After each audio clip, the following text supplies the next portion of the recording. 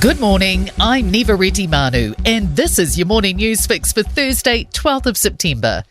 In this update, the government says it will pay for abuse and care survivors to attend a public apology after some missed out on witnessing the release of the report. The Prime Minister will offer an apology on November 12, following a Royal Commission of Inquiry into widespread historic abuse in state and faith-based institutions. Newstalk ZB can reveal the speech will be live-streamed at events in Auckland, Wellington and Christchurch for survivors, with travel paid for by the Crown. Lead Coordination Minister Erica Stanford says they have learned lessons from the tabling of the report in July. It turned out that there were some who missed out, so we had to go back and reimburse them after the fact. And so I think this time we've made sure we've got the 2-month period to get expressions of interest in. Health Minister Shane Reti says he can't guarantee his 5 targets for the health system won't be gamed by under-pressure health staff. Reti will today speak further about his targets announced in March and is expected to explain what tools the health system will use to achieve them. He's aiming for faster cancer treatment, shorter ED wait times, shorter waits for specialist appointments and elective surgery, and better immunisation rates. The Ministry of Health's briefed Reti on how his targets could be vulnerable to manipulation and made to appear better than they actually are, something he's expected to face questions on today.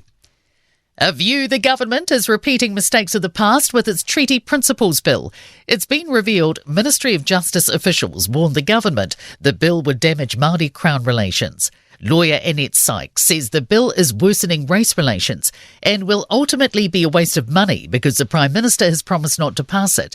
She says it shares a striking resemblance to a 2006 bill proposed by ACT MP Rodney Hyde. Was rejected for the very similar reasons and the outrage that is now being expressed by members of the public. So why do we keep allowing minor parties to recycle bad law? New Zealand's property industry now accounts for 15% of our total GDP.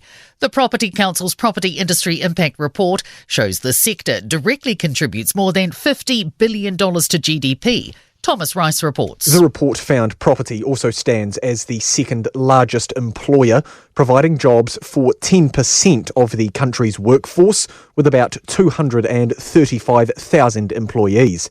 Chief Executive Leonie Freeman says the sector's seen steady growth over the past decade and plays a critical role across commercial, residential, retail and industrial markets. Traditional check-in desks will be phased out at Auckland International Airport. Over the next few years, the 100 existing in-person desks will be replaced with self-service kiosks and bag drops. Airport Chief Customer Officer Scott Tasker says it should save travellers about 13 minutes across the check-in process. In sport, a hip injury could affect golfer Ryan Fox's schedule for the back end of the season. He'll start his first tournament in a month at tonight's Irish Open before returning to the United States in a bid to secure his PGA Tour card for next year.